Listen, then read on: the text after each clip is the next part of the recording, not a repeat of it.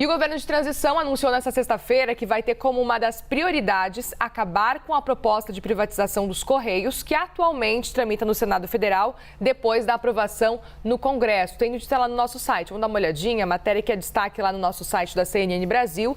E a proposta já está em discussão no grupo de transição, que tem um encontro marcado com os Correios para a próxima terça-feira.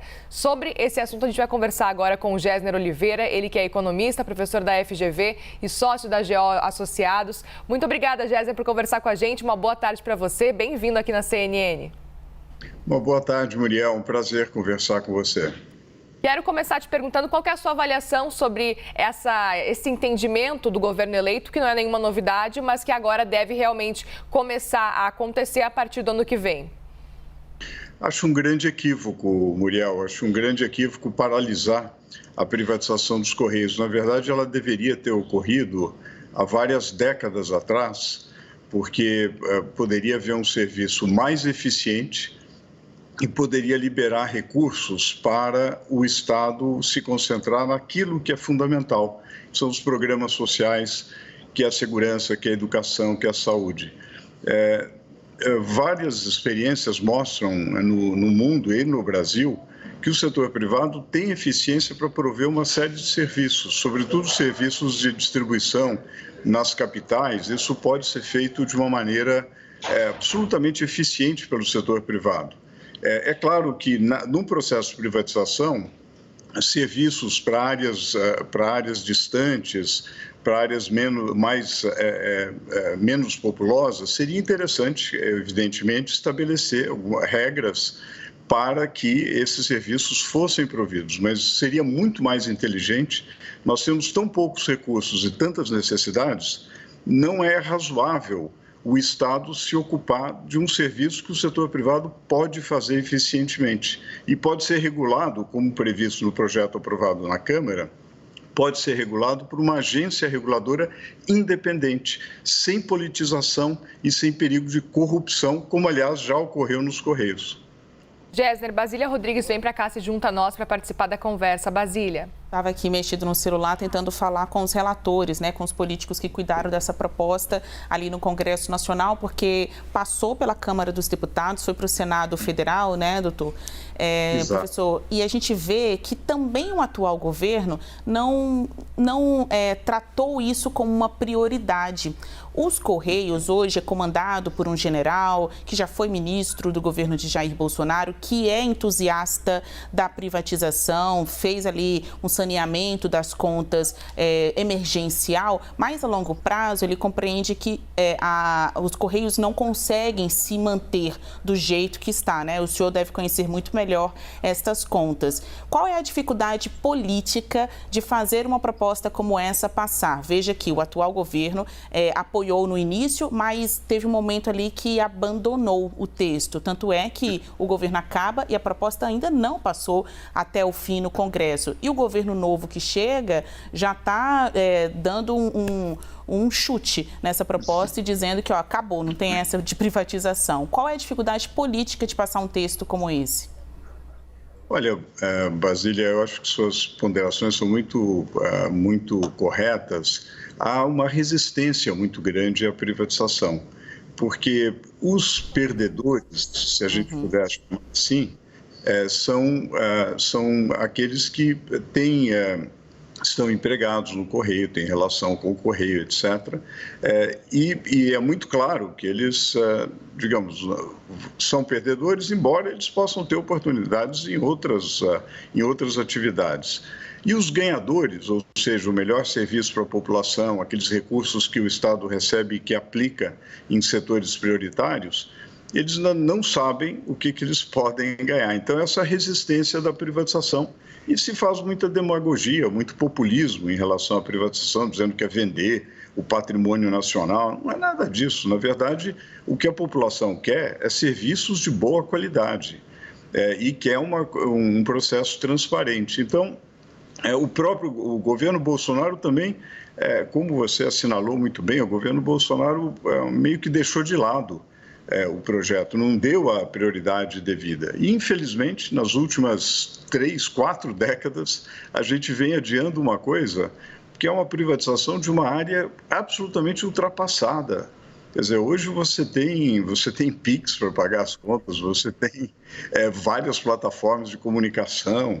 A gente precisa olhar para frente, o Estado precisa olhar para frente naquelas atividades que ele pode coordenar, regular e tirar cabides de emprego.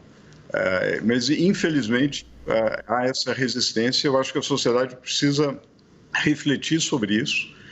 E a discussão no Senado deveria refletir esse fato.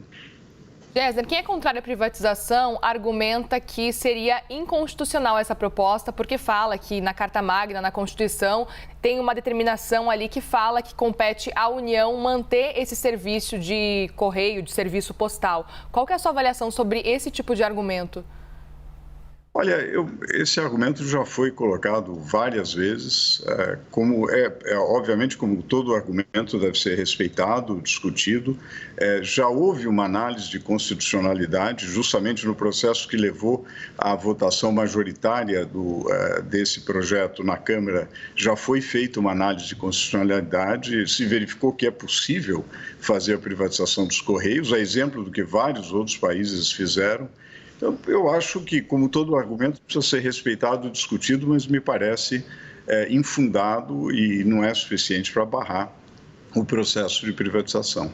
Falando de outros pontos que são colocados ali como um empecilho para essa privatização, também tem o risco de não conseguir garantir a universalização dos meios postais, né? Ou o que significa dizer? Se o serviço for privatizado, todas as pessoas no país continuariam a ter o acesso aos correios, às encomendas de modo geral, ou pelo fato de morarem muito distante ou em áreas não rentáveis, possivelmente para uma empresa privada, esse serviço seria derrubado. O senhor acredita nisso, nessa lei da oferta e da procura, se por acaso esse serviço saísse do público para o privado, as empresas privadas podendo decidir para onde enviar as cartas, poderiam acabar com esse serviço em alguns pontos do país?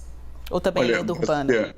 Não, Basília, ótimo ponto. Eu acho que é uma preocupação e é uma preocupação que tem que estar contida como uma das obrigações das empresas que adquirirem, eventualmente, se o processo for adiante, elas terem a obrigação de universalização dos serviços. Isso, aliás, vale para todos os setores, outros setores, por exemplo, o setor de telecomunicações. Há uma série de obrigações de universalização, exemplo do caso dos Correios. Aliás, quando houve a privatização das telecomunicações, justamente já naquele momento já poderia ter havido a privatização dos Correios. E é interessante convidar os espectadores a lembrar o que seria se nós ainda tivéssemos as telecomunicações estatais. Hoje tem mais acesso à telefonia, à comunicação. No passado, só rico tinha telefone. Telefone era um bem de luxo. E agora, as cidades mais distantes, menos populosas, sim, é preciso haver fixar uma regra para que essas cidades de fato sejam atendidas. Quer dizer, quem quer que tenha esse serviço precisa atender, isso é muito importante. Agora, e quem vai garantir isso? Não é a administração, o governo da hora que vai garantir isso. É uma agência reguladora independente do poder político e do poder econômico. A agência reguladora é fundamental. A Anatel, que hoje cuida das telecomunicações, teria sua competência ampliada para também cuidar dos serviços de correio e fazer valer justamente essa preocupação que você assinalou muito bem, que é a universalização dos serviços. Gessner, se o governo eleito conseguir realmente impedir a privatização, você acredita que possam existir retrocessos daqui para frente? Agora a gente acompanha o governo eleito e até o governo atual falando em lucro dos Correios. Qual que é a sua percepção? Olha, eu acho, quer dizer, como toda democracia, há propostas diferentes. Eu acho que essa visão de paralisar a privatização é um grande equívoco, né? Algo a ser discutido no âmbito do Congresso, junto à opinião pública, né? E vamos ouvir os argumentos, mas eu acho realmente um grande equívoco. Agora, essas coisas a sociedade brasileira tem que aprender a debater, a discutir, a verificar os argumentos pró e contra.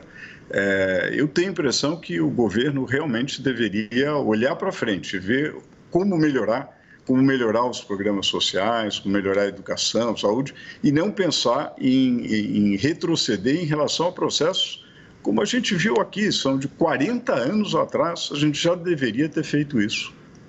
Entre expectativa e realidade, professor, sim, um governo que se autodeclarava liberal, a gente não conseguiu.